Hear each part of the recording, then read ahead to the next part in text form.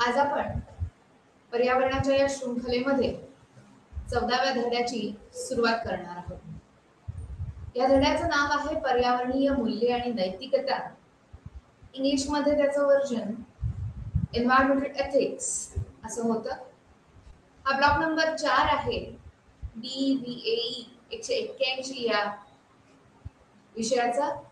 त्याच्यामध्ये आपण protecting our environment policies and practices यामध्ये 14वा धडा आज अभ्यास करणार आहोत। खरं आज सुरुवात करणार आहोत 14व्या धड्याची, कारण याचा नक्कीच अजून एक भाग आपल्याला करावा लागेल, जिथे आपण विविध परंपरा आणि विविध रूढींनुसार आपण पर्यावरणाची कशी काळजी घेत आलोय हा पूर्वकाळपासूनच याचा एक आढावा थोडासा घेणार आहोत। तर आज आपण विचार करूया पर्यावरणीय मूल्ये आणि नैतिकतेचा। मी आदिती समीर आपल्या सर्वांचं इथे स्वागत करते। पुढचा 1 तास आपण ह्या विषयावर थोडीशी जास्त चर्चा करूया। तत्पूर्वी मागच्या भागामध्ये जेव्हा आपण नैसर्गिक आपत्तींबद्दल बोलत होतो, त्याच दिवशी पहाटे झालेल्या भूस्खलनामुळे इर्शादवाडीचं गाव जे प्रचंड आपत्तीला सामोरं गेलं, त्या सर्वांना श्रद्धांजली आपल्याकडून। 57 बेपत्ता मानवी जीवनाला खरंच नमन, कारण झोपेमध्ये अशा प्रकारचं भूस्खलन झाल्यामुळे मृत्यू आला तर अवर्णनीय दुःख जे या गावाने पचवलेलं आहे किंवा त्यातून ते सावरतायत अजून, त्याबद्दल काय बोलावं। आजचा हा भाग आहे तो ह्या सगळ्या परिस्थितीबद्दल जास्त बोलतो। तुम्हाला आठवत असेल तर या संपूर्ण ब्लॉकमध्ये म्हणजे या पुस्तिकेमध्ये आपण पर्यावरणाविषयीचे कायदे, मानवी समूह आणि पर्यावरण यामध्ये अगदी ताजमहालाच्या केसरीचा सुद्धा अभ्यास केला होता। विविध नैसर्गिक आपत्तींचा मागच्याच मंगळवारी आपण अभ्यास केला आणि त्याचे होणारे परिणाम, सखोल परिणाम मानवी जीवनावर। आजच्या या भागात आपण पर्यावरणीय मूल्ये आणि नैतिकतेवर जास्त चर्चा करूया। आता या धड्यामध्ये आपल्याला नैसर्गिक संपत्तीचा नैतिक वापर म्हणजे अपेक्षित असलेला वापर, खरं म्हणजे असं म्हणावं लागेल की जो अतिरेकी वापर आपण करतो तो टाळण्यासाठी करावा लागणारा विचार हा इथे केला जाईल की अपेक्षित आहे। पर्यावरणीय नैतिकता आणि निसर्ग, पर्यावरणाविषयीची आपली मतं, समतेचे मुद्दे, न्याय, प्रत्येकाला समान अधिकार, या सगळ्या गोष्टींबद्दल आज आपण इथे बोलूया। विविध येणारी संकटे, त्याच्यातून व्यवस्थापन योजना, याचे परिणाम, याचबरोबर आज एक वेगळा थोडासा विषय इथे आपण बोलणं अपेक्षित आहे आणि तो म्हणजे विविध धार्मिक मतप्रवाह आणि शिकवणी। आता ह्या पूर्ण धड्याचा अभ्यास केल्यानंतर आपल्याला असं म्हणता येईल की निसर्ग आणि पर्यावरण व्यवस्थापनाबद्दल विविध नैतिक दृष्टिकोन आणि वृत्तींवर आपल्याला चर्चा करता येईल। तसंच व्यवस्थापनासाठी लागणाऱ्या समतेचं महत्वही तुम्ही स्पष्ट करू शकाल हा धडा अभ्यासल्यावर। आणि भेदभावपूर्ण जर धोरणं होत असतील किंवा योजना होत असतील तर त्यांचे होणारे परिणाम तुम्हाला वर्णन करता येतील। माझा मात्र जास्त या विषयीचा थोडासा जास्त विचार हा असा राहील की आपण धार्मिक मतप्रवाहांबरोबरच आपल्या ज्या रूढी परंपरा आहेत आणि काही विशिष्ट वस्तू किंवा विशिष्ट प्रकारांनी, प्रक्रियांनी आपण निसर्गाचं संवर्धन किंवा पर्यावरणाचं संवर्धन हे शतकानुशतके परंपरेनुसार करत आलेलो आहोत, त्याचा थोडासा मागोवा आपण पुढच्या भागात हा निश्चित घेऊया। चला तर मग आजच्या या भागाला सुरुवात करूया। आजचा हा भाग आहे पर्यावरणीय नीतिशास्त्राचा। आता जर एथिक्स हा जर इंग्लिश शब्द अभ्यासाचा झाला तर एथिक्स हा शब्द ग्रीक शब्द एथिका म्हणजेच एथोस किंवा कॅरेक्टर्स याच्यावरून निर्माण झालेला आहे। आता यामध्ये पर्यावरणीय नीतिशास्त्र हे मानव आणि पर्यावरणाच्या नात्याचा अभ्यास करतो, हे सहज समजण्यासारखं आहे।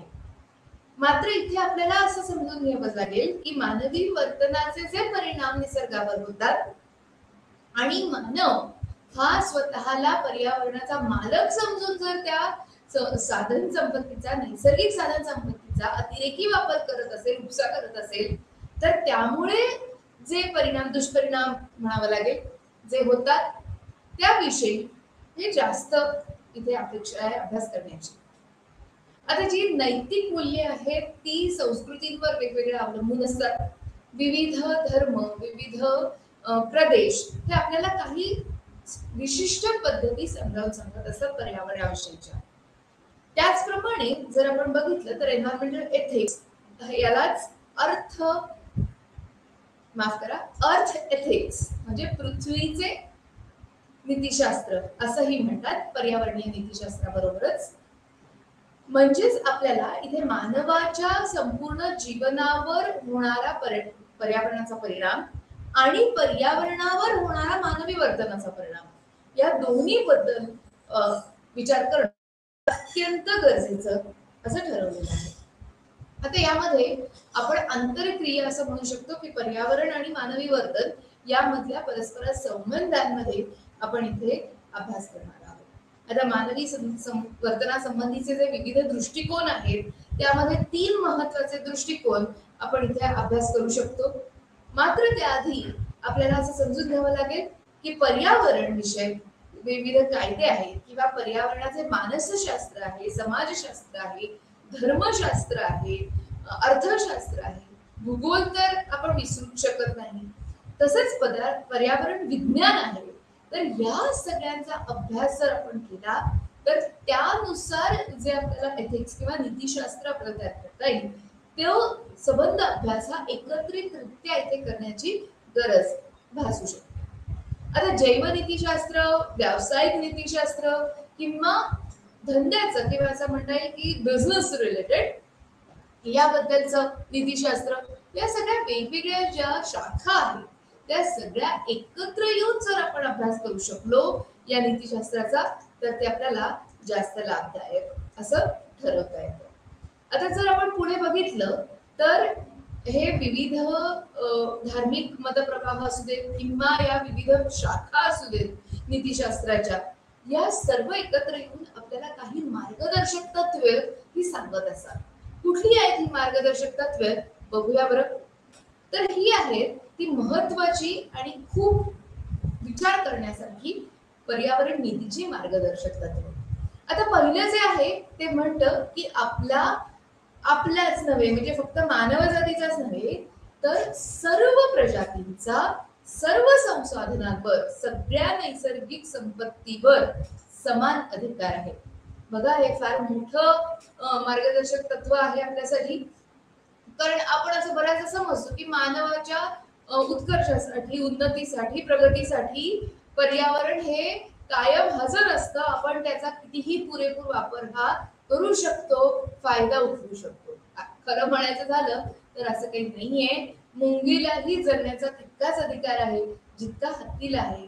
याचप्रमाणे आपल्याला असं म्हणता येईल की मासे मग ते सागरातले असू दे किंवा अतिशय छोट्याशा अशा एखाद्या डबक्यातले असू दे त्यांना समान अधिकार आहे जगण्याचा असं हे तत्व आपल्याला निश्चितच सांगतं. जर पुढचा भाग इथे बघायचा झाला तर समान संधी आणि प्रत्येकाच्या लक्झरीसाठी किंवा आरामासाठी स्पर्धा करण्याचा सुद्धा प्रत्येकाला हा स्वतंत्र आणि समान अधिकार आहे. आणि म्हणून आपण असं म्हणू शकतो की पर्यावरणीय हक्क हे मानवी हक्कांपेक्षाही श्रेष्ठ आहे. म्हणजे आपल्या परिस्थितीचा, आपल्या पर्यावरणाचा विचार हा आपण केलाच पाहिजे. आता ह्या सगळ्या गोष्टी आपण प्रत्येक क्षणी आयुष्याच्या लक्षात ठेवणं हे अत्यंत महत्वाचं आहे. आणि जर तुम्ही पुढचा चौथा जो मार्गदर्शक तत्व इथे बघत असाल तर आपल्या असं सहज लक्षात येईल की संपूर्ण सृष्टीच्या म्हणजे निव्वळ मानवाच्या जीवनाशी नाही तर संपूर्ण सृष्टीच्या जीवनाशी आणि कल्याणाशी हे पर्यावरण शास्त्र किंवा पर्यावरण नीती ही जोडली गेलेली आहे. आपल्याला संबंध हे जे हक्क आहेत ते जर बजावायचे असतील तर आपली जबाबदारी ही तितक्याच प्रखरपणे आपल्याला निभावावी लागेल. आता इथे जर आपण अभ्यास करायचा झाला तर वेगवेगळ्या घटकांचा खरं म्हणजे पर्यावरण शास्त्र हे आपल्याला वेगवेगळ्या ठिकाणी अप्लाय करता येतं. म्हणजे त्याचा उपयोग आपल्याला वेगवेगळ्या ठिकाणी करता येतो. त्याला उपयोजित शास्त्र असंही म्हणतात, अप्लाइड सायन्स. आता इथे जेव्हा आपण सर्व जीवांचा आदर किंवा त्यांची काळजी घेणं, त्यांचं संवर्धन करणं असं म्हणतो, तेव्हाच आपल्याला हे लक्षात घेतलं पाहिजे की काही महत्वाचे घटक आपल्याला ह्या अभ्यासक्रमात विचारात घ्यावे लागतात. आता जर तुम्ही हे चित्र बघू शकत असाल तर हे आपल्या प्रकृती नावाच्या सिरीज किंवा शृंखलेमधलं चित्र आहे. तुम्हाला आठवत असेल आपण याबद्दल आधीच्या एका भागामध्ये खोलात जाऊन चर्चा केली होती. जर तुमची दुर्दैवाने चुकली असेल ती चर्चा बघायची तर नक्की भारत सरकारच्या शासनाच्या वेबसाईटवर जा. निसर्गाच्या किंवा एन्व्हायरमेंटच्या मिनिस्ट्रीच्या जर वेबसाईटला तुम्ही भेट दिली तर प्रकृती नावाचा 2 मिनिटाचा व्हिडिओ आणि त्याबद्दलची माहिती पुस्तिका आपल्यासाठी विनाशुल्क किंवा निःशुल्क उपलब्ध आहे. तुम्ही जरूर त्याच्यामध्ये मार्गदर्शक तत्वे ही बघू शकता, आचरणात आणू शकता. कारण हा विषय नुसता अभ्यासासाठी नव्हे तर आपल्या आचरणात आणण्यासाठी हा सुनियोजित केलेला आहे असं आपल्याला इथे बघावं लागेल. तर हे जे 3 महत्वाचे घटक आहेत ते जर आपण बघायचे झाले तर निसर्गावर मानवी जीवनाचा पडणारा परिणाम हा आपल्याला इथे अभ्यास करता येतो. आणि खरं म्हणजे तर हे पर्यावरण शास्त्र जे आहे, नीतिशास्त्र जे आहे ते मानवी वर्तनावर सीमा घालतं, म्हणजे लिमिट्स घालतं किंवा त्याच्याबद्दलची एक काटेकोर बांधणी आपल्याला निर्माण करून देतं. म्हणजेच मानव हा प्राणी पृथ्वीचा सर्वेसर्वा नाही हे सगळ्यात पहिल्यांदा लक्षात घेणं इथे महत्वाचं ठरतं. आपण फक्त एक भाग आहोत या संपूर्ण पृथ्वीचा आणि म्हणूनच असं म्हणता येईल की पृथ्वीवरील जी नैसर्गिक साधन संपत्ती आहे ती मर्यादित आहे, थोडी आहे आणि त्यावर फक्त मानवाचाच अधिकार नाही तर सर्व प्रजातींचा सारखा किंवा समान हा अधिकार हा आपल्याला विचारात घ्यावा लागेल. आर्थिक प्रगती निश्चितच गरजेची आहे आणि त्याचमुळे आपल्याला निसर्गासंबंधी सुद्धा नवनवीन ज्ञान, संकल्पना आणि प्रक्रिया या बघायला मिळतात. परंतु फक्त आर्थिक प्रगतीचाच विचार न करता आपल्याला नैसर्गिक साधन संपत्तीचा योग्य विचार, वापर आणि त्याबद्दलची जाणीव निर्माण करून पर्यावरणाचा ऱ्हास हा वेळीच थांबवता आला पाहिजे. सुदृढ आर्थिक परिस्थिती किंवा अतिशय चांगली आर्थिक परिस्थिती जर आपल्याला देशात आणायची असेल तर निश्चितच आपण म्हणू शकतो की आरोग्यदायी पर्यावरण, एक चांगलं हेल्दी एन्व्हायरमेंट आपल्याला हवं असतं आणि या 2 गोष्टी एकमेकांवर निश्चितच अवलंबून असतात. म्हणजे आर्थिक प्रगती आणि पर्यावरणाचं संवर्धन आणि काळजी या दोन्हीचा बॅलन्स किंवा या दोन्हीचा बरोबर तोलून मापून आपण प्रगतीपथावर जाणं हे आपल्याला गरजेचं ठरतं. माणसाचं यश किंवा आपल्याला म्हणता येईल प्रगती ही निश्चितच निसर्गावर अवलंबून आहे. वेगवेगळ्या आपत्ती जसं पूर आहे, आपल्याला भूस्खलन आहे किंवा वेगवेगळ्या ज्या आपत्ती आपल्याला समजावून सांगतायत की मानवा फक्त तू नाहीस या पृथ्वीचा सर्वेसर्वा, आम्ही इथे आहोत, तुझं आयुष्य क्षणार्धात बदलू शकतो आणि हेच आपल्याला ह्या पर्यावरण नीतिशास्त्रामधून फार महत्वाची अशी हे शिकायला मिळते, शिकवण मिळते असं म्हणता येईल निश्चितच आपल्याला. म्हणजे ज्या नैसर्गिक समस्या निर्माण झालेल्या आहेत, साधन संपत्तीचा अतिशयोक्त वापर आहे, आपत्ती ज्या वेगवेगळ्या आपण आपल्याला ज्या आपत्तींना सामोरं जावं लागतं असं म्हणता येईल किंवा नैसर्गिक संपत्तीचं जे असमान वितरण होत आहे त्या सगळ्यांमुळे होतंय का की अतिश्रीमंत देश आहेत ते आणखी श्रीमंत होत आहेत, जे गरीब देश आहेत ते बिचारे आणखीन गरिबीत ढकलले जात आहेत. आता ह्या सगळ्यावर पर्यावरण नीतिशास्त्र हा निश्चितच खूप मोठा प्रकाश टाकतो. तर याच्यासाठी आपण 3 महत्वाचे दृष्टिकोन बघूया. हे झाले घटक, आत्ताच्या तुम्हाला स्लाइडवर दिसत असतील की 3 महत्वाचे घटक आहेत. निसर्गावर मानवी वर्तनाचा पडणारा परिणाम, निसर्गासंबंधी आपल्याला नवीन नवीन मिळणारं ज्ञान आणि त्याच्या प्रक्रिया आणि नैसर्गिक साधन संपत्तीचा खास करून योग्य विचार, वापर आणि त्याच्याविषयीची जागरूकता किंवा जाणीव ज्याला म्हणता येईल, या सगळ्या गोष्टींचा आपल्या अभ्यासात निश्चितच समावेश आहे.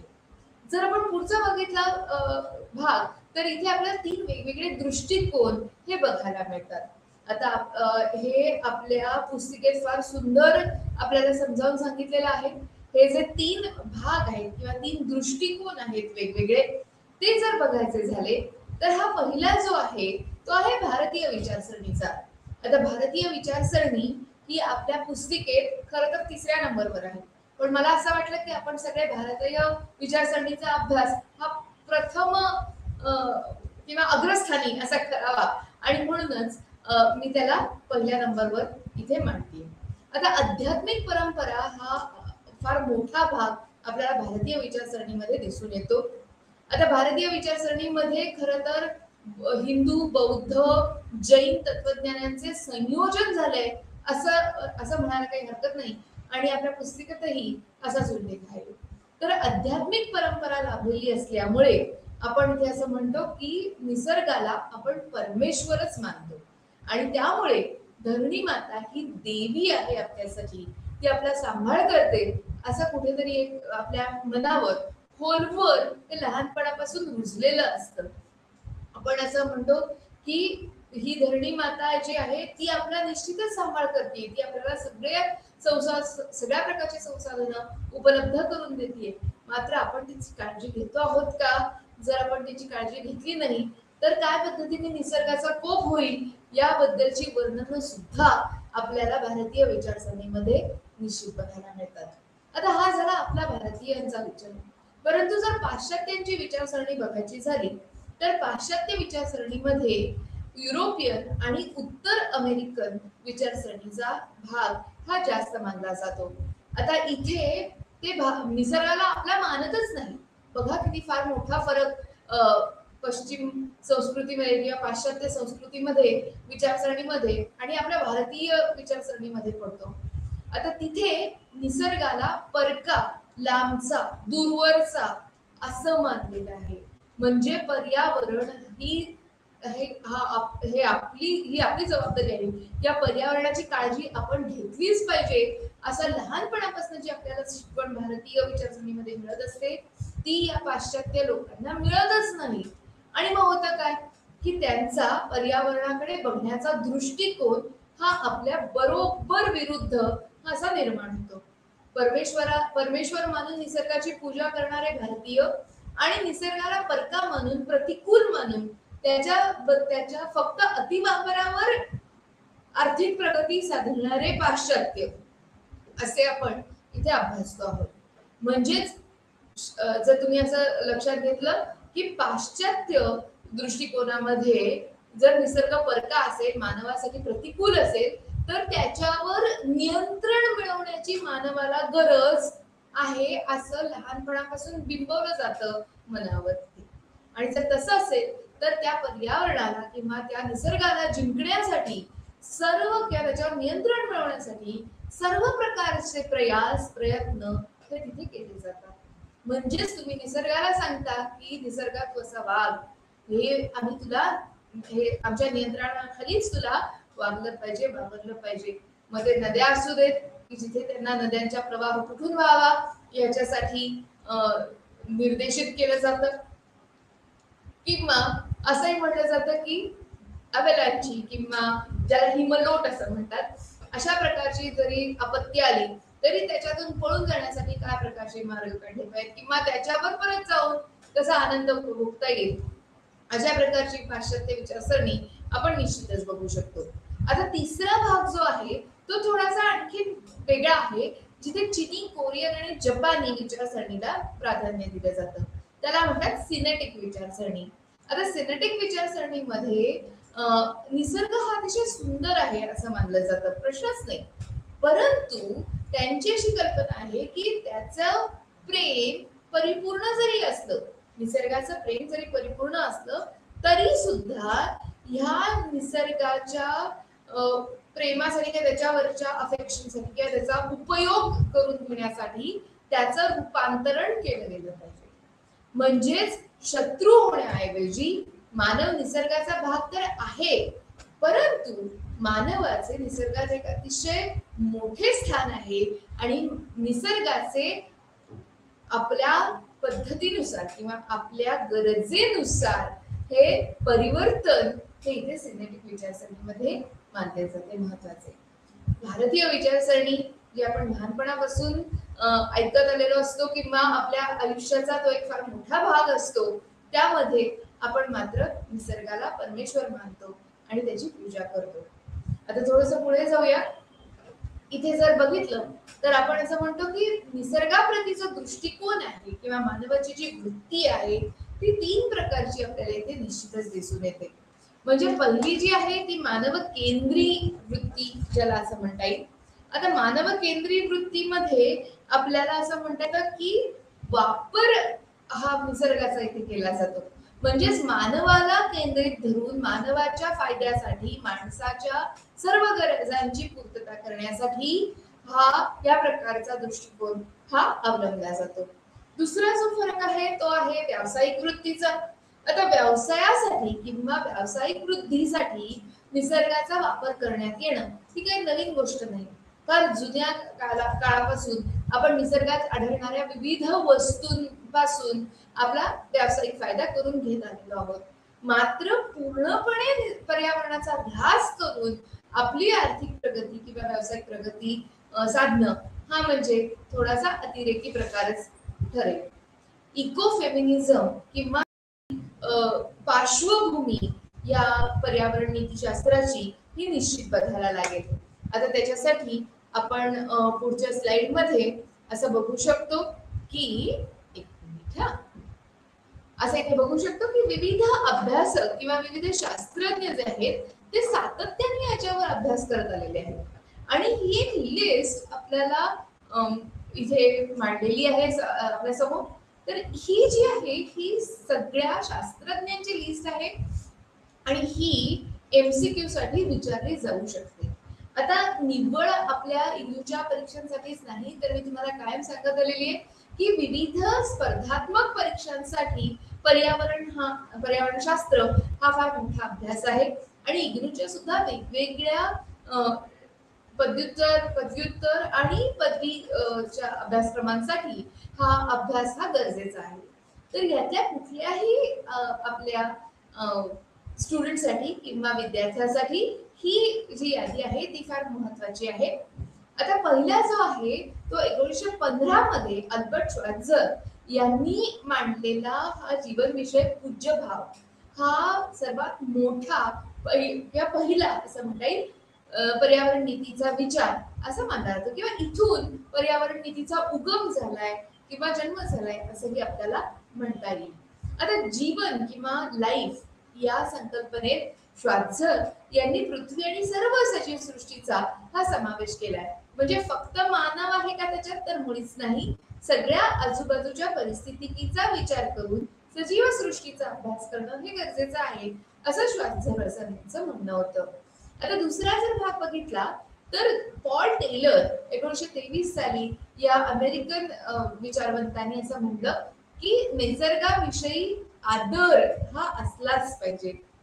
म्हणजे रिस्पेक्ट जेव्हा आपण मूलतत्वे बघत होतो किंवा मार्गदर्शक तत्वे पर्यावरण नीतीची बघत होतो तेव्हा त्याच्यामध्ये इतरांविषयी इतर प्रजातींविषयी किंवा निसर्गाविषयी आदर हे फार मोठ्या प्रमाणात आपल्याला अभ्यासायला मिळतं.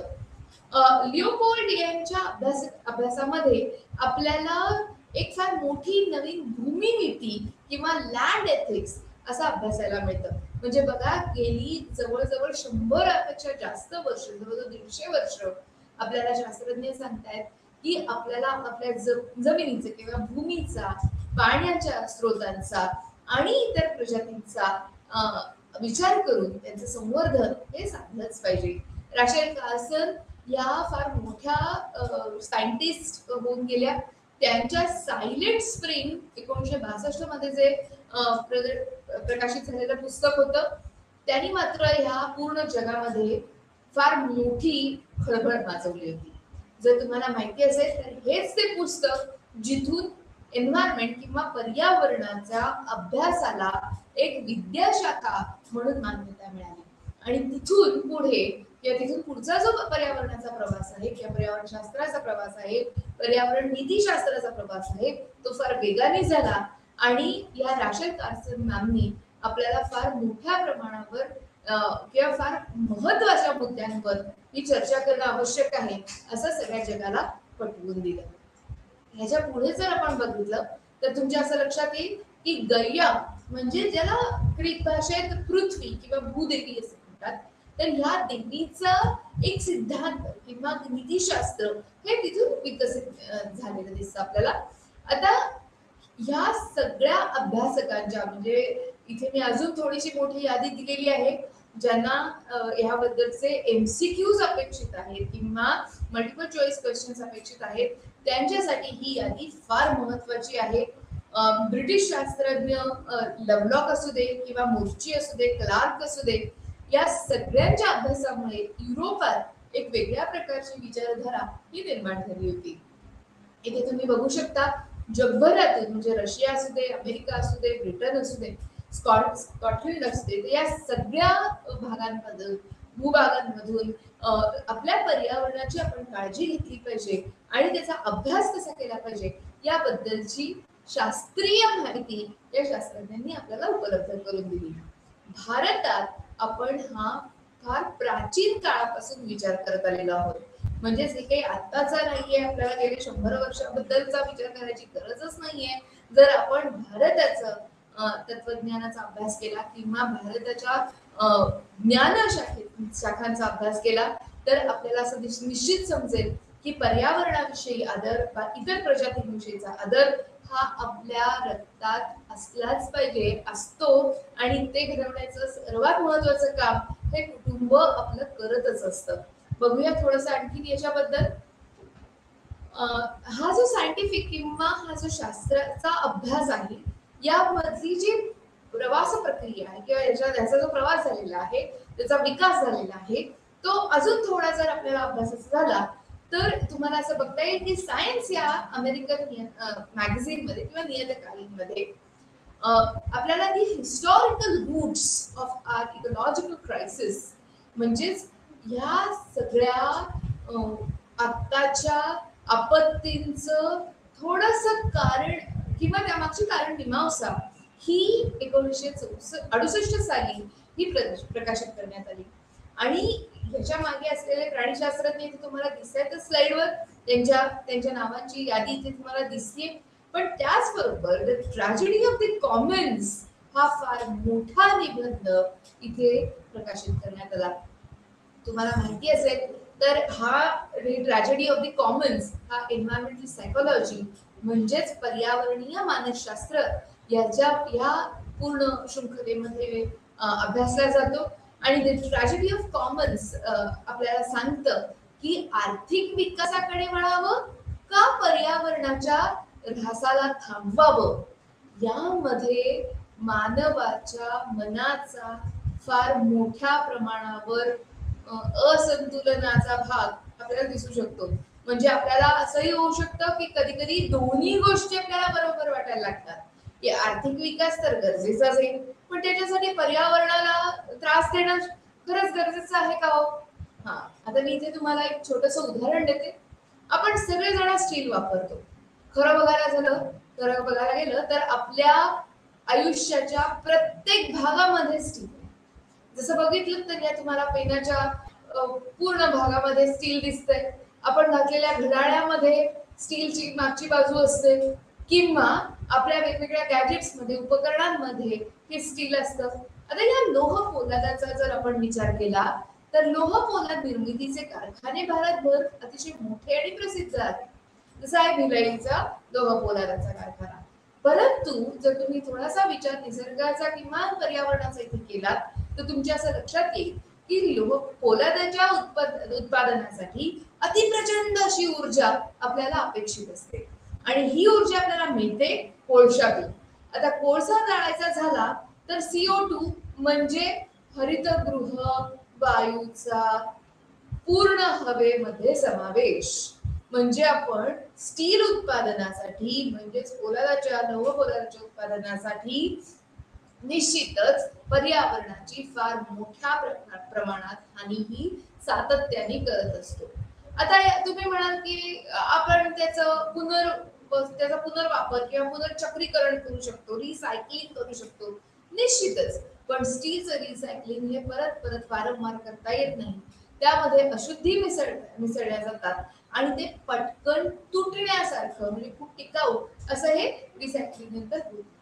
मग जर आपल्याला कोळशाचा वापर इथे टाळायचा असेल तर काय केलं पाहिजे, तर त्याच्यासाठी आपण हायड्रोजन वापरू शकतो. म्हणूनच नवीन विचार प्रक्रियेद्वारे असं म्हणता येतं की स्टील ह्या प्रोडक्शन मध्ये किंवा स्टीलच्या प्रोडक्शन मध्ये आपण जो कार्बन डायऑक्साईड वातावरणात मिसळतोय तो थांबवायचा असेल तर आपल्याला हायड्रोजन लागेल. म्हणजे हायड्रोजन आणि O2 याचा संपूर्ण संयोगाने आपल्याला पाणी मिळेल. जिथे आता आपण CO2 तयार करतोय तिथे आपल्याला H2O मिळेल. किती छान संकल्पना आहे. परंतु आपल्याला याच्यासाठी सुद्धा प्रचंड प्रमाणावर हायड्रोजन लागेल. आता या सगळ्या गोष्टींचा अभ्यास म्हणजे आपण आर्थिक प्रगती साधायची का आपण पर्यावरणाचा ऱ्हास थांबवायचा, यामध्ये जो एक मानसिक तणाव निर्माण होतो त्या सगळ्याबद्दलची चर्चा the tragedy of the Commons या निबंधाने इथे सुरुवातीला किंवा सर्वप्रथम ही पुढे आली.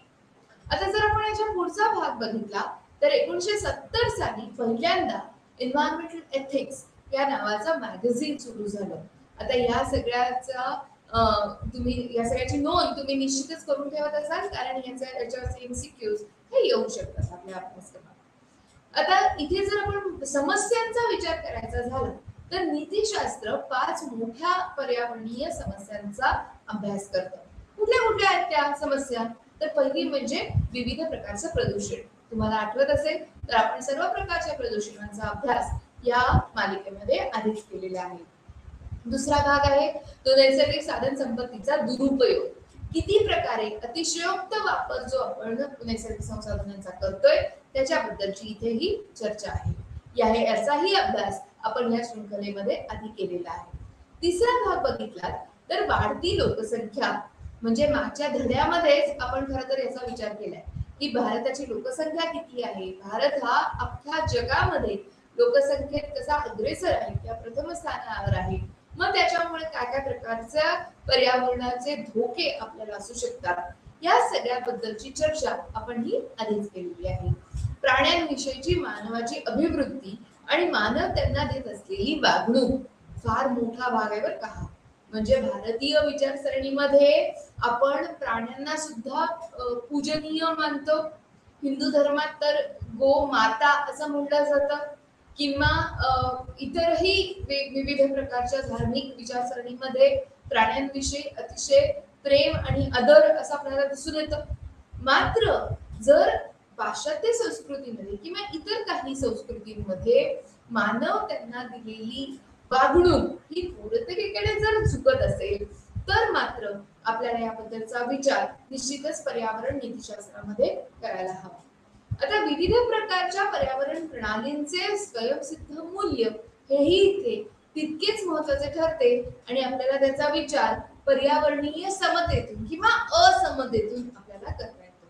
आता तुम्हाला गंमत वाटेल, या स्लाइडवर मी वरचा नाव देताना पर्यावरणीय समता असं म्हणतो, परंतु खरं बघायला गेलं तर आपल्याला ह्या भागामध्ये जास्त प्रक्रियात्मक किंवा भौगोलिक किंवा सामाजिक अशा वेगवेगळ्या असमानताच जास्त दिसतात.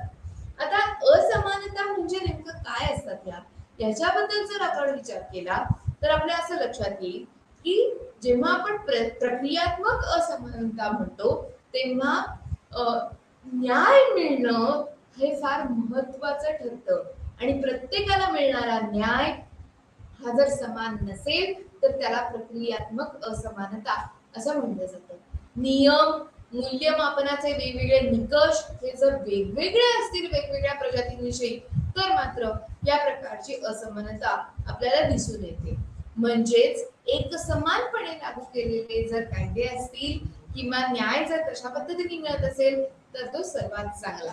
मात्र स्टॅकिंग बोर्ड किंवा प्रो बिझनेस असे जर काही हितसंबंध साधले गेलेले असतील किंवा जर कमिशन किंवा अहवाल अशा प्रकारचे सादर केलेले असतील की जिथे लोकसहभाग कमी करण्यासाठी अतिशय दुर्गम ठिकाणी याची सुनावणी करणं किंवा जिथे जी भाषा येत नाही त्या भाषेमध्ये असं असू शकतं की अतिशय दुर्गम भागामधली एखादी केस असेल आणि तिथे इंग्लिशमध्ये या प्रकारची संवाद साधण्याची पद्धत त्यांनी राबवणं, यामध्ये प्रक्रियात्मक असमानता ही फार मोठ्या प्रमाणावर दिसते आणि त्यामुळे लागू केलेले नियम किंवा मूल्यमापनाचे निकष हे तिथल्या रहिवाशांपर्यंत पोहोचत नाहीत आणि त्यामुळे प्रक्रियात्मक असमानता आपल्याला फार मोठ्या प्रमाणात बघायला मिळते. दुसरा भाग आहे तो भौगोलिक असमानतेचा. आता काही क्षेत्र ही आपल्याला फार अपरिचित असतात, तिथले समुदाय, तिथले प्रदेश, तिथले हे सगळे काही प्रदेश जे असतात ते सरकारचे किंवा शासनाचे खूप लाडके असंही काही लोक समजतात, जिथे खूप मोठ्या नोकऱ्या उपलब्ध करून दिल्या जातात किंवा कर महसुलातनं सुटका मिळते किंवा फायदे मिळतात किंवा कचरा विल्हेवाटीचे जर ओझं वाटत असेल तर ते दुसऱ्या प्रदेशात पाठवून दिलं जातं.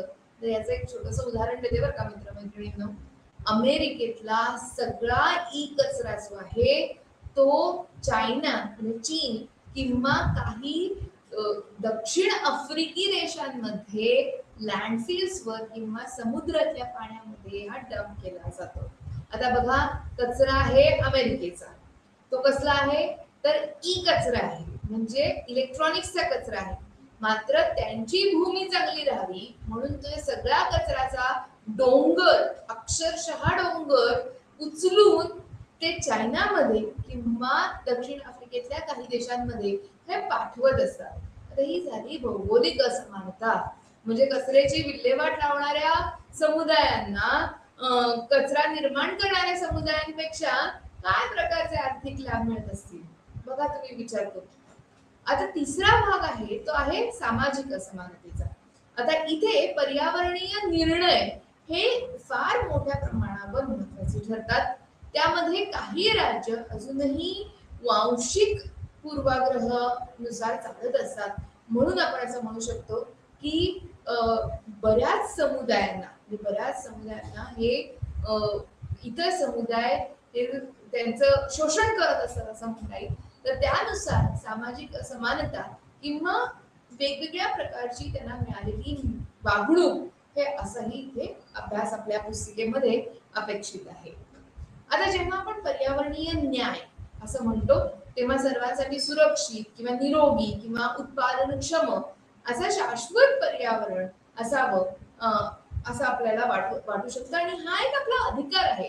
म्हणजे जेव्हा आपण असं म्हणतो की आपल्याला लाकूड किंवा फळं किंवा जळाऊ लाकूड, औषधं, वनौषधी या सगळ्या आपल्याला जंगलापासून मिळत असतात, परंतु आपण असं बघितलं तर इतर प्रजातींचाही त्याच भूमीवर तेवढाच अधिकार आहे याचा आपल्याला इथे निश्चितच फार मोठ्या प्रमाणावर विचार हा करावाच लागतो. म्हणजे पर्यावरणीय, जैविक, भौतिक म्हणजे ज्याच्यात नैसर्गिक असतील गोष्टी किंवा सामाजिक, राजकीय आणि आर्थिक वातावरण हे सगळं एकत्र आलं तर आपण त्याला पर्यावरण असं म्हणतो. आणि पर्यावरणीय न्याय अशी जर संकल्पना अभ्यासाची झाली तर इथे परिस्थितीचा हा संदर्भ आहे आणि यासाठी किंवा या अधिकारासाठी आपल्याला हे फार मोठ्या प्रमाणात झगडावं लागतं हे तेवढंच खरंय. म्हणजे वैयक्तिक पातळीवर असू दे किंवा समूह पातळीवर असू दे, गरजा आणि प्रतिष्ठा याचं जतन करतात लोक, पूर्तता करतात, वेगवेगळ्या प्रजातींचा आदर करतात. मात्र वास्तविकरित्या जर दुसऱ्या प्रजातीवर कुठे अन्याय होत असेल तर त्यासाठी सामुदायिक सशक्तीकरण सुद्धा तेवढंच गरजेचं आहे.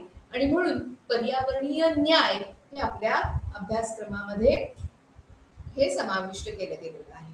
पर्यावरण न्यायामध्ये वांशिक किंवा सामाजिक आर्थिक स्थितीवर आधारित भेदभाव किंवा त्या म्हणजे भेदभाव होऊ न देणं हे अर्थातच आपलं कर्तव्य आहे.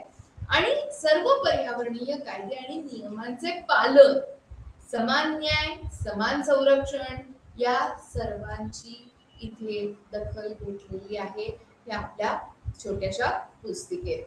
आता जर त्याच्या पुढे जायचं झालं तर पर्यावरणीय वर्णद्वेषाबद्दलही आपली पुस्तिका थोडा जास्त विचार करते. तुम्ही जरूर वाचा. पर्यावरणीय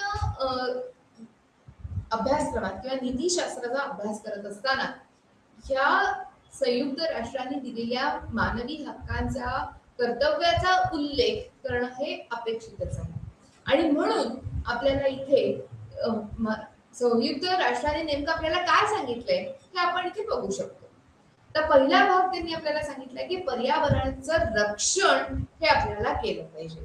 आता पर्यावरणाचं रक्षण करण्यासाठी पर्यावरणाची चांगली स्थिती टिकवून ठेवणं हे तितकंच गरजेचं आहे. पर्यावरणाची हानी ही टाळली गेली पाहिजे. आणि ज्या परिस्थितीत पर्यावरण आपल्याला आता इथे उपलब्ध होत आहे किंवा आपल्याला इथे मिळतंय, तर आपल्या पुढच्या पिढीलाही म्हणजे शाश्वत विकासासाठीही आपल्याला अभ्यास करून पर्यावरणाची हानी ही रोखली पाहिजे, असा इथे फार मोठा संदर्भ दिसून येतो. आता जर याच्याही पुढे जाऊन आपण अभ्यास करायचा झाला तर निसर्ग आणि नैसर्गिक संसाधनांची कमाल वापराविषयीची संकल्पना ही आपल्याला लक्षात घ्यावी लागेल. म्हणजे अतिरेकी वापर जो आपण करतो तो टाळून आपण जसं आपण मागच्या एका भागांमध्ये जैवविविधतेच्या संरक्षणाच्या महत्त्वाबद्दल बोलत होतो, त्यामध्ये आपण भारताच्या वेगवेगळ्या नैसर्गिक संसाधनांच्या संरक्षणाच्या चालीरीती किंवा रूढी परंपरा याच्याबद्दल आपण बोलत होतो. तेव्हा आपण मला असं आठवतंय की आपण अनेक वनस्पती किंवा प्राणी ह्या आदिवासींच्या देवरायांमध्ये कशा संरक्षित आहेत त्याबद्दलही आपण चर्चा केलेली आहे. म्हणजे काही ज्या आपल्या पद्धती आहेत त्या पर्यावरणपूरक पद्धती आहेत. जसं आपल्याकडे बैलगाडी ही वापरली जाते. अशा बैलगाड्यांच्या वापरामुळे होतं काय की हरितगृह उत्सर्जन तर वायूचं होत नाही आणि वाहतुकीच्या गरजाही भागतात. म्हणजे ना बॅटरी लागते ना इंधन. म्हणजेच अशा पद्धतीच्या पर्यावरणपूरक या पर्यावरण स्नेही असंही म्हणता येईल अशा प्रकारच्या गोष्टी आपण आपल्या जर रोजच्या वापरात वापरल्या गेल्या तर आपल्या पर्यावरणाचं रक्षण हे निश्चितच जास्त चांगल्या प्रकाराने होईल. ग्रामीण भागामध्ये ऊर्जेचे साधन म्हणून शेणाच्या गोवरांचा सुद्धा वापर केला जातो. हे काही मी तुम्हाला आठवण करून द्यायची गरज नाहीच. मात्र छोट्या छोट्या गोष्टी असतात, जसं तुम्हाला माहिती असेल की मिश्र पिकं किंवा बारमाही पिकांची लागवड यामुळे वेगवेगळ्या पद्धतीच्या मृदेच्या प्रकारामध्ये किंवा मृदेच्या संस्करणामध्ये फरक पडतो. आणि जर तुम्हाला लक्षात असेल तर योग्य पिकांची लागवड किंवा पाणलोट क्षेत्राचं जमिनीचं वाटप या सगळ्यांबद्दल आपण इथेही चर्चा केलेलीच आहे. आता जेव्हा आपण पर्यावरण आणि मानवी जीवन याचा विचार करतो तेव्हा आपल्याला असं निश्चित अभ्यासावं लागेल की पर्यावरणामुळे आपलं रोजचं आयुष्य हे कसं बदलतंय. कारण आपल्याला पर्यावरणाचं रक्षण करणं तर गरजेचं आहे, पण का गरजेचं आहे?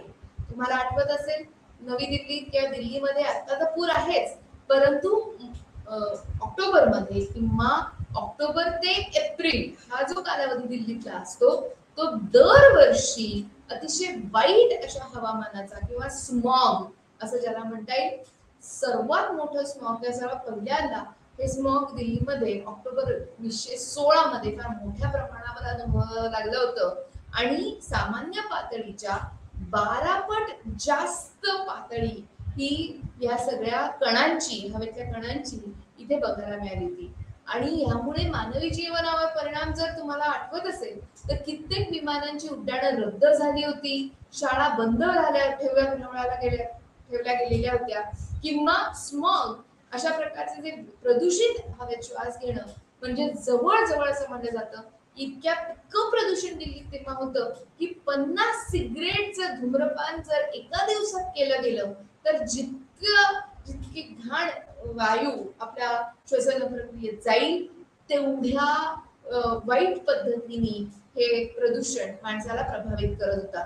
मग भारत सरकारने चक्क आणीबाणी म्हणून ही घटना जाहीर केलेली होती. आणि तुम्हाला आठवत असेल तर अशा प्रकारचे नंतरही आपल्याला त्याचे परिणाम दिसून आले. आता त्याच्यावर उपाय म्हणून दिल्ली सरकारने खासगी वाहनांच्या संख्येवर अंकुश ठेवण्यासाठी पावलं उचलली किंवा सम आणि विषम नंबरच्या गाड्या यांचा वापर एक दिवसाआड ह्याच्यावरही त्यांनी वेगवेगळ्या पद्धतीने योजना राबवल्या. परंतु जेव्हा आपण पर्यावरणीय नीतीशास्त्राचा अभ्यास करत असतो तेव्हा या सगळ्या उल्लेखनीय उपक्रमांबरोबरच आपल्याला बाकीच्या म्हणजे जर इथे आपण बघितलं तर मूल्य शिक्षणाचा खास करून निश्चितच इथे वापर करावा लागतो. आता मूल्य शिक्षणाबद्दल जर बोलायचं झालं तर प्राचीन भारतामध्ये आपल्याला म्हणजे फार पूर्वीपासूनच आपण पर्यावरण हे भारतीय विचारसरणीत मांडलेलं आहेच. परंतु जर तुम्ही बघत असाल इथे तर आपल्या अगदी मॉडर्न किंवा अगदी आधुनिक भारताच्या इतिहासात सुद्धा ही दोन नावं आपल्या पर्यावरण स्वच्छ ठेवण्यासाठी अतिशय हिरिरीनं काम करताना आपल्याला दिसून आली किंवा त्याचा उल्लेख आपल्या अभ्यासात हा तुम्ही निश्चित केलेला असेल. संत गाडगे महाराज आणि राष्ट्रसंत तुकडोजी महाराज यांचा उल्लेख इथे टाळूच शकत नाही, कारण त्यांनी समाजासाठी जे आपलं आयुष्य भरीला घातले आणि जर तुम्ही बघितलं असेल तर त्यांनी सांगितलेला जो उपदेश आहे, त्यांनी दिलेली जी शिकवण आहे त्यामध्ये ह्याच गोष्टी सांगितल्यात की आपलं पर्यावरण स्वच्छ ठेवा, पर्यावरणाची काळजी घ्या आणि आपल्या कुटुंबाबरोबरच आपल्या सर्व इतर प्रजातींची काळजी ही आपल्याला घ्यायलाच पाहिजे. म्हणजेच आपल्याला ही जीवन तत्व आहेत असं आपल्याला म्हणता येईल आणि ही जी जीवन तत्व शिकण्याची जी प्रक्रिया आहे ती आपल्या कुटुंबापासूनच निश्चितच सुरू होत असते. जर तुम्ही बघितलं तर इथे आपल्याला दोन चित्र दिसत आहेत हिंदू धर्मातली. एक आहे वारीचं चित्र जिथे डोक्यावर तुळस घेऊन ही आपली वारकरी भगिनी वारीला चालली आहे आणि दुसऱ्याच्यात आपण बैलपोळा साजरा करतोय. ह्या फार छोट्या गोष्टी आहेत, ते छोट्या छोट्या म्हणजे प्रत्येक सणामध्ये जर तुम्ही बघितलं खरं तर एक पारंपरिक एक विचारसरणी, भारतीय विचारसरणी आपल्याला इथे दिसून येते.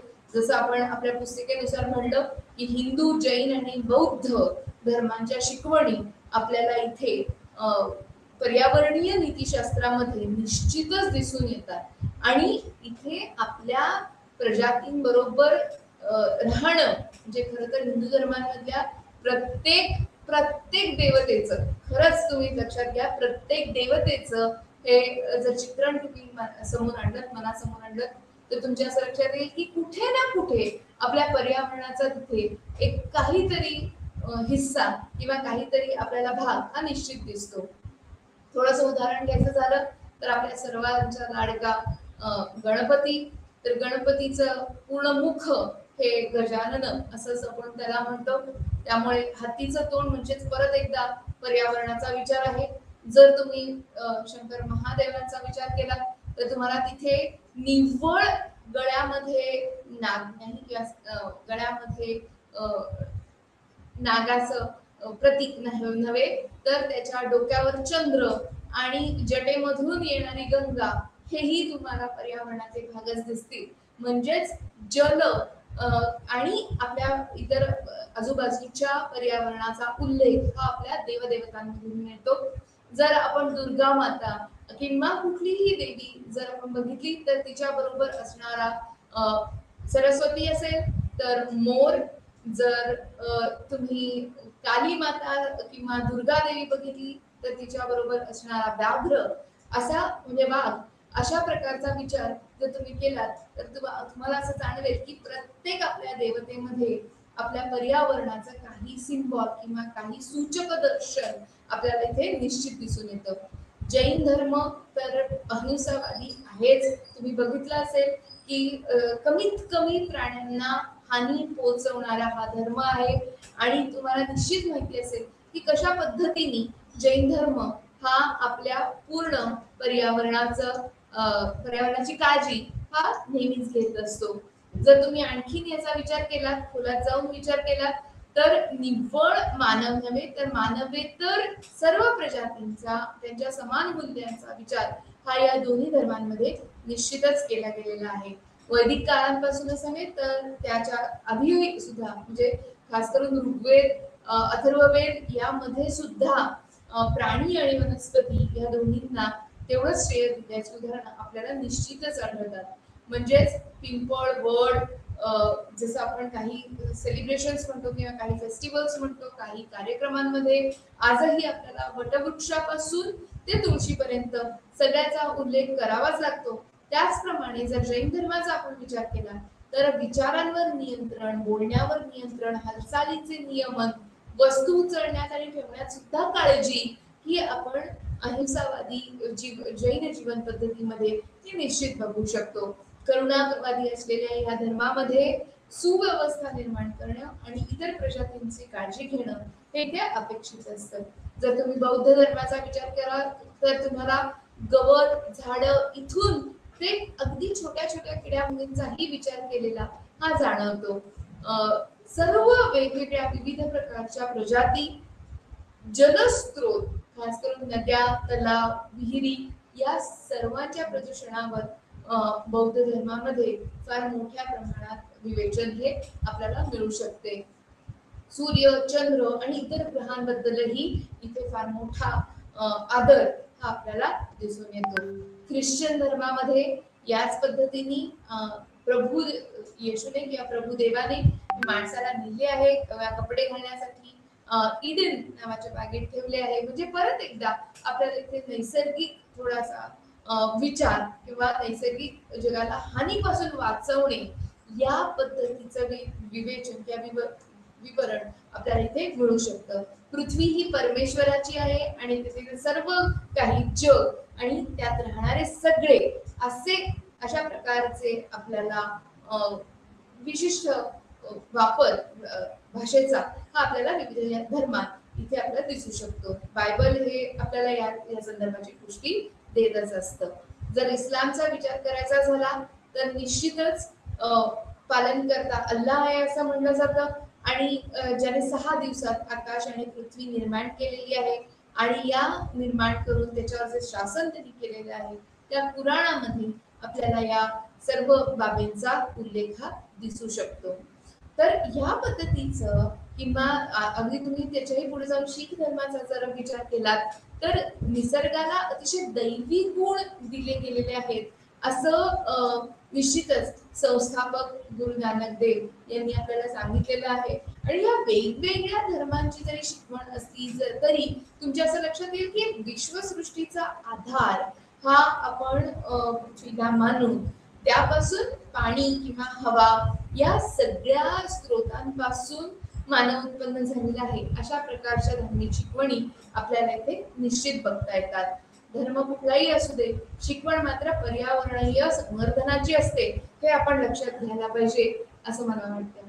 जेव्हा आपण पर्यावरणीय नैतिकतेचा विचार करतो तेव्हा नैसर्गिक तत्वे, सत्य, प्रामाणिकपणा, शांती, अहिंसा, सत्यनिष्ठा, नागरी भावना, नैसर्गिक कायद्याचा आदर या सगळ्यांसाठी किंवा इत्यादी ही यादी अतिशय छोटी किंवा तोडकी आहे असं म्हणता येईल.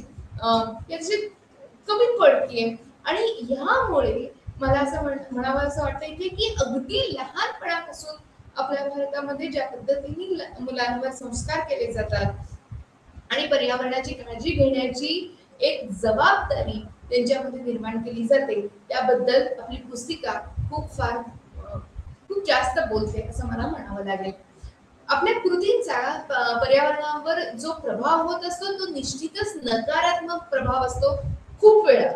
जसं मी म्हटलं स्टील प्रोडक्शन बद्दल आहे किंवा अगदी छोट्या छोट्या गोष्टींमध्ये म्हणजे जर तुम्हाला अगदी उदाहरणच द्यायचं झालं तर आपण असं म्हणू शकतो की कारखाने जे आहेत वेगवेगळ्या ठिकाणी कोळसा आणि खनिज तेलाचा वापर केला जातो आणि त्यामुळे सल्फर डायऑक्साईड तर उत्पन्न होतोच पण त्यामुळे डोळ्यांचा दाग होणे, श्वसन मार्गाचा दाग होणे, कफ होणे, खोकला येणे, दम लागणे या पद्धतीने आपल्या आरोग्यावर तो परिणाम करतोय याचा विचार आपल्या रोजच्या आयुष्यात करावा लागला पाहिजे. आणि म्हणून जेव्हा आपण वाहन चालवतो किंवा एकट्या माणसासाठी अख्खी कार चालवली जाते तेव्हा त्या वाहनाचा होणारा धूर जसं कार्बन मोनॉक्साईड आहे, नायट्रोजन ऑक्साईड आहे यांच्यामुळे फुफ्फुसाचे, रक्ताचे किंवा ऑक्सिजन धारण क्षमतेचे जे रोग होतात त्या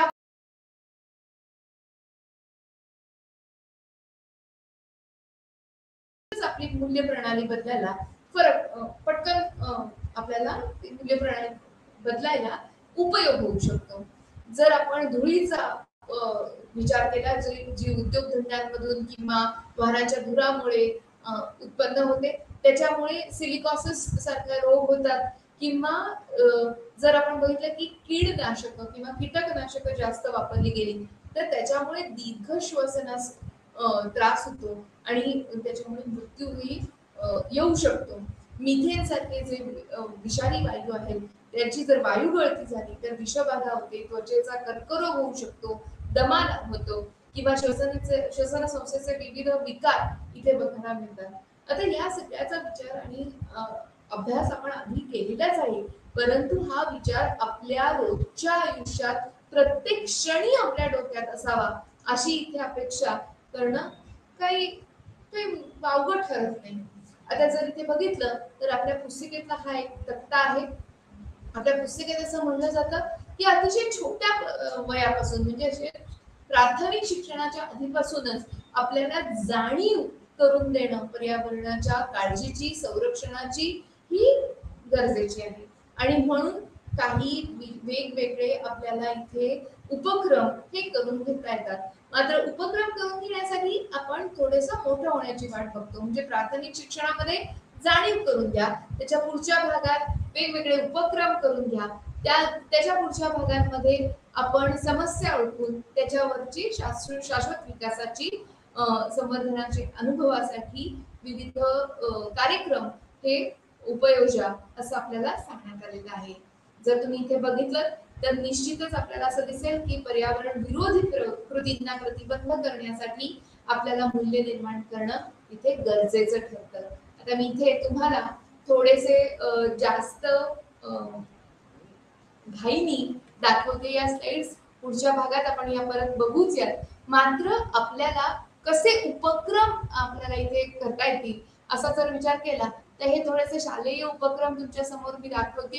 हे आमच्या कॉलेजमध्ये आम्ही असे राबवलेले आहेत. हे आमच्या कॉलेजच्या मुलांनी केलेल्या वस्तू आहेत प्लास्टिकच्या वेगवेगळ्या जुन्या बाटल्यांपासून. तर असे काही उपक्रम आपल्याला आपल्या वेगवेगळ्या संस्थांमध्ये निश्चितच वापरता येतील, करून घेता येतील. अशा प्रकारची घर बांधणी आपल्याला बालच भारती निश्चित दाखवते की कशा प्रकारचा हा उपयोग होऊ शकतो आणि कशा प्रकारची बांधणी आपल्याला घराची करता येते. टाकाऊ वस्तूंचा तर पुनर्वापर होतोच, पाण्याचा पुनर्वापर आपल्याला करता येतो आणि या सगळ्यांचा विचार करणं, प्रत्येक क्षणी विचार करणं आपल्याला आता इथे गरजेचं ठरतंय. आता हे जर तुम्ही चित्र बघत असाल तर हे एक फार सुंदर चित्र आहे कास पठाराचं. मला निश्चित माहितीये की साताराच्या जवळ असलेलं कास पठार आपल्या सगळ्यांचं लाडकं पर्यटन क्षेत्र आहे. मात्र हे पर्यटन क्षेत्र फार पूर्वी गोड्या पाण्याचा तलाव असावा अशी एक शंका आता निर्माण होतीये. शास्त्रज्ञ त्याच्याबद्दलचा सखोल अभ्यास आता करत आहेतच, परंतु अशा ठिकाणी जिथे असा सुंदर गालिचा पसरल्यासारखी फुलं आपल्याला बघायला मिळतात, अशा ठिकाणची हानी किंवा ऱ्हास होणं हे आपल्याला किती त्रासदायक ठरेल. पर्यटकांनी नेलेल्या गाड्यांमुळे लांबच लांब लागलेल्या रांगांमुळे वाहनांच्या तिथे होणारं ट्रॅफिक जॅम, तिथे होणारं कानाला त्रास देणारे हॉर्न्स, ओके, या सगळ्यामुळे इथलं वातावरण, इथलं पर्यावरण हे बदलत चाललंय. तर मला निश्चित खात्री आहे माझ्या सगळ्या मित्रमैत्रिणींना की आपण सगळे मिळून या आपल्या सुंदर पर्यावरणाची निश्चित काळजी घेऊया आणि पुढच्या भागात भेटूया हे जाणून घेण्यासाठी की आपण रोजच्या आयुष्यात पूर्वानुपूर्व आलेल्या किंवा परंपरेनुसार आलेल्या कुठल्या वस्तू परत एकदा वापरू शकतो किंवा आपल्या भारतात असे कुठले उपक्रम आहेत, असे कुठल्या वस्तू आहेत की ज्या आपण जर थोड्याशा जास्त प्रमाणात वापरल्या तर आपलं जीवन, आपलं आयुष्य निश्चितच फरक पाडेल आपल्या पर्यावरणाच्या संदर्भात. आता ह्यामध्ये पर्यावरण नीतीचा फार मोठा भाग आहे आणि आपण नेहमी 3 Rs किंवा मला सांगायची झाली तर रिफ्यूज अननेसेसरी गुड्स म्हणजे घेऊ नका जास्तीच्या वस्तू आणि सुविधा. Reduce the consumption of extra goods म्हणजे कमी करा वापर वस्तूंचा. रियूज परत परत वापरा, शक्य असेल तर वस्तूंचा परत परत पुनर्वापर करा. रिपेअर जुन्या काही वस्तू परत वापरता येत असतील तर निश्चित वापरा. आणि रिसायकल द मटेरियल म्हणजे कागदाचा किंवा पोलादाचा, अल्युमिनियमचा पुनर्चक्रीकरण करून परत एकदा वापर करण्यायोग्य करा. या सगळ्या बरोबरच आपला हा जो विचार आहे तो मी इथे थांबवते. पुढच्या वेळी पुढच्या भागात आपण एन्व्हायरमेंटल एज्युकेशन आणि use of different material in our daily life याच्याबद्दलचा थोडा जास्त विचार करूया. याबरोबरच आजचा हा भाग मी इथेच संपवते. ऐकून घेतल्याबद्दल खूप खूप आभारी आहे. धन्यवाद.